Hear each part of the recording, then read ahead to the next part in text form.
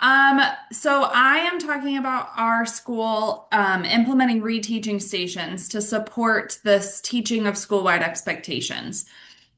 Um, just a little bit about my school and also a little bit about me. I am at Irving Elementary School. It's a K-5 building serving about 300 students. Our population is pretty diverse. We have about 77% economically disadvantaged. One of our really positive things is that we have high teacher retention. A lot of our teachers have been here for a long time. We've been through this PBIS kind of cycle of we're back to repeating some of the things that we've done before, and a lot of our teachers are familiar with that because they've been with us for so long. Um, I have been at Irving. This is my 12th year. Taught third grade for 10 years, and the last 2 years I have been an academic interventionist. So I've been able to see a lot more students K-5. Um, I'm also one of our MTSS coordinators in our building. We're blessed to have two MTSS coordinators, and we kind of split that role, but I focus a lot on that behavior, that tier one, tier two, tier three behavior, and what that looks like in our building. Our building leadership team meets monthly to discuss that data and make school-wide decisions. On our building leadership team is our principal, both of our MTSS coordinators, an LBS1, a social worker, and we have four classroom teachers from varying grades. So we get that varying representation from the whole school. And what I talk about today is made up from all of these decisions were made by our building leadership team. So it has a lot of that input. And because we have that varying representation, we have a lot more staff buy-in. I am focusing on this TFI 1.4, which is the school-wide expectations taught. I'll give you a second to kind of look over that. And I will give the disclaimer that my building is not doing the TFI 3.0 until next year. So it's a work in progress, but we had this in mind when we were kind of making our plan for the year. Some of the possible data sources that can be used is a PBIS calendar, lesson plans, and then that TFI walkthrough. And I'll kind of talk about the PBIS calendar. So last year we didn't really do well on that TFI 1.4. And so our building leadership team decided that that was kind of where we wanted to work on making sure that all of our students understood our school-wide expectations, not just at the beginning of the year, but throughout the entire school year. Last year when we did the TFI, we noticed that some of our staff or our students weren't aware of all the expectations in all the locations. And so that was kind of what we felt, that's where the need was.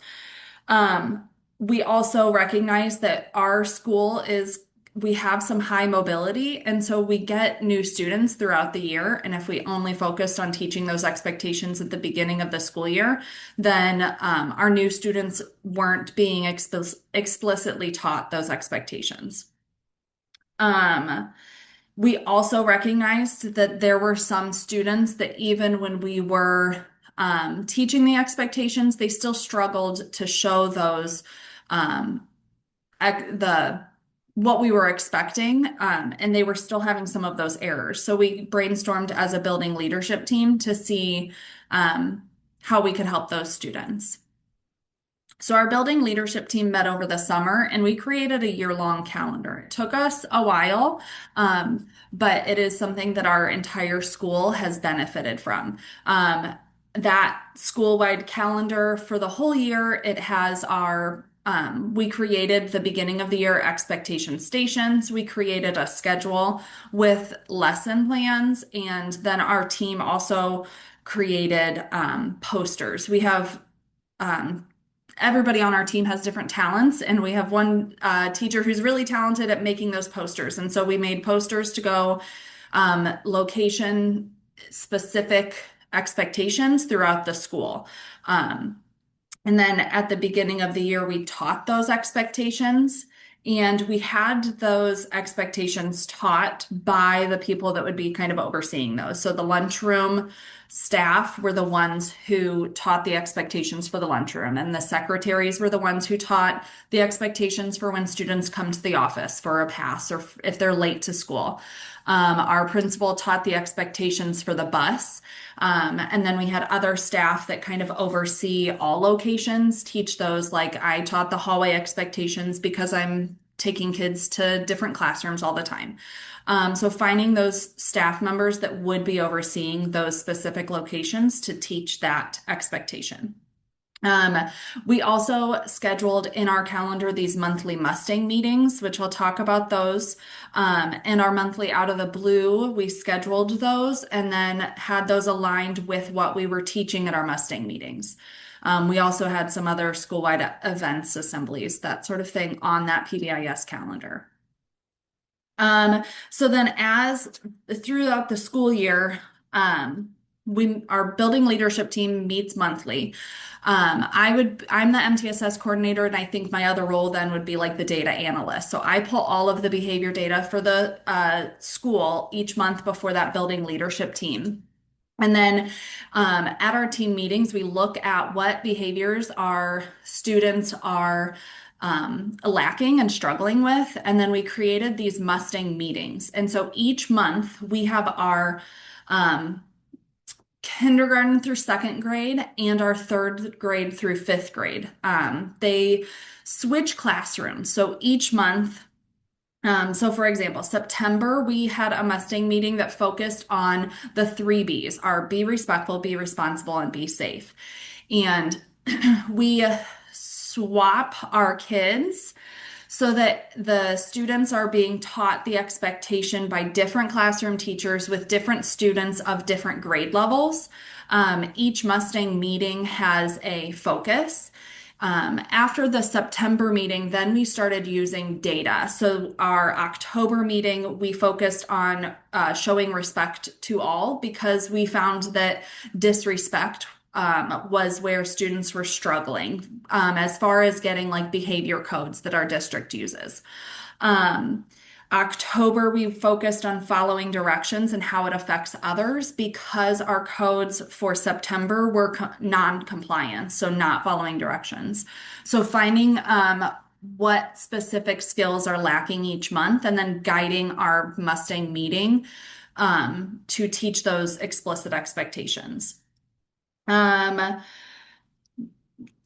January had we focused on self-control, and I think I have that example in here. And then February was compliance, following directions, and work completion. And then just last April last Friday, we had compliance, following directions from non-classroom teachers. And so each Mustang meeting has a build a community building activity because each student is with somebody that is not in their regular core classroom. Getting to know each other. It usually includes either a book or a video and a discussion, and then how students see that expectation in school. Going beyond that, then, as the data analyst, then I track those codes after our Mustang meeting to see if the lesson was effective and if we're seeing that decrease in codes that we're hoping for. And one of the things that, as our building leadership team was looking at this, we realized that there were some of those students that were still struggling after that beginning of the year teaching and also then after each monthly meeting. And so what we did was we created lesson plans that were for a small group. So then after about 3 weeks after our Mustang meeting, students go either with our school social worker, our family facilitator, our school psychologist, or our principal, and they do a small group lesson, just reteaching that same focus that was the Mustang meeting at the beginning of the month. And then we track to see those specific students if they are improving on their skills. I have a couple lesson plans there for compliance and self-control. We have them specific for K2 and also for 3-5. Here's an example of one of our Mustang meetings. So January, our focus was self-control because that November, December, students were struggling with that disruptive code in class. So then we talked about what is disruption, what are ways not having self-control affects our classroom and learning, and then there was a video to go along with it and an activity. So those are our monthly Mustang meetings. Um, as far as the reteaching lesson, our just kind of the impact, we noticed that when we're tracking our behavior codes, they have decreased. For December, we had 20 students that were repeatedly demonstrating not displaying that contextually appropriate behavior, whatever it was on following directions. So, of those 20 students, then I look at those 20 students go to that small group, and that is based off of their grade. So, we have kindergarten, we have first grade, we have second grade, etc. And they go with just those kids during their lunch, and it's kind of like they get to eat lunch in the social workers room, so it's kind of nice, and they get that lesson to reteach those specific skills. Um, our December, we had 20 students that attended those small group lessons. 14 of the students decreased. Of the six that didn't, they were either already getting a tier two intervention or we increased the support for their tier two intervention, but we did see that decrease. And then in February for the reteaching, at the beginning of January, we had that lesson on self-control. So we tracked the data. There were 13 students that still were not demonstrating that appropriate behavior, so they attended that small group lesson. Of the 13 that went to that small group, 12 of them decreased their codes after that another 3-week time frame. So we also looked at school-wide and we had 50 codes that then went down to 30. So we're seeing that improvement because we are constantly teaching those expectations in all locations to all the kids. So for our building this year, we would rate our process at that 4. Now, before we would not have given ourselves a 4. But just making sure that all the educators are aware of the expectations and then teaching those. We also have classroom teachers are the ones that are teaching the Mustang meeting, so they are involved in that explicit instruction. Next year, we do plan on incorporating more of those reteaching in the calendar because that was something that we recognized kind of in the middle of the year, like that there were students that were still struggling with those. So if you're just starting off, and like I said, this is our first year of fully like implementing this strategy. But starting off with that PBIS kickoff, those expectation stations at the beginning of the year to make sure that all students are aware of what those expectations are. And then looking at school-wide data to see what skills are lacking and where they need to be taught. And then teaching that contextually appropriate behavior. So if the non-compliance were the behavior codes, then we taught following directions. If it was disruptive behavior codes, then we taught self-control. So just those positive behaviors that go along with the behavior codes that the students are receiving. And then if you're already doing all of those things, just digging deeper into see where if it's a systems or if it's the student need, and then addressing those through that, either it's that small group reteaching or if you do a monthly meeting. I do want to share quickly because I thought it's kind of cool how we do this. I'm going to stop sharing my screen.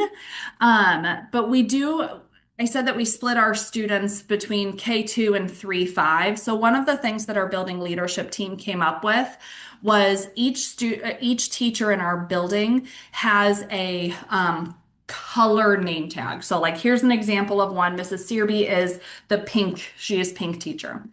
And each classroom teacher got these bracelets with different colors that correlate to the teacher's color. And then, so for our Mustang meetings, this is how our teachers split up the students because then it's random and they're being taught the directions from different classroom teachers and they're with different kids. So each classroom teacher gives the students one of these bracelets and then they split up. Our Mustang meetings are 30 minutes. Um, and that also gives time. We have extra activities that go along with the lesson, but it's kind of cool that then they're completely randomized for how they're split up. Um, that is all I've got, so I can open it up for questions. I haven't been able to look at the chat, but